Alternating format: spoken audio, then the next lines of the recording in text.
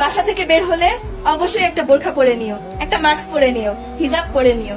এই কথাগুলো আপনাকে সেই পুরুষটাই বলবে যে পুরুষটা আপনাকে মন থেকে ভালোবাসে, আপনাকে তার ঘরের বউ বানাতে চায়, আর তার জন্য সে চায় না কোনো পুরুষ আপনার দিকে কুদৃষ্টিতেই তাকাক। একজন পুরুষ জানে আরেকজন পুরুষের চোখের দৃষ্টি কতটা পরিমাণে খারাপ।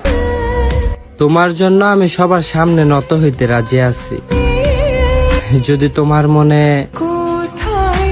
শুধু আমিই থাকি। বিচ্ছেদ মানেই শেষ নয়, নীরবতা মানেই ভুলে যাওয়া নয়। যে মনের গভীরে জায়গা করে নেয় তাকে ভুলে যাওয়া এত সহজ না।